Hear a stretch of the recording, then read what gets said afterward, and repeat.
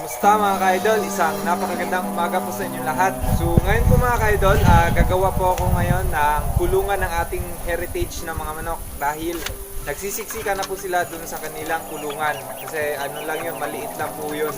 At tinutuka na po nila yung mga balibo ng kasamahan nila, lalo na pag nagugutom. So ngayon, ito, may guide na po ako kung gaano kalaki yung gagawin ko.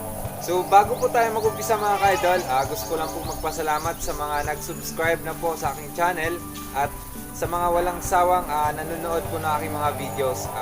Maraming salamat po. Kaya kung bago ka pala dito sa aking channel, ay huwag mong kalimutang mag-subscribe at i-hit mo na rin ang notification bell para ma-update ka sa mga bagong uploads ko. So tara mga ka-idol, simulan na natin.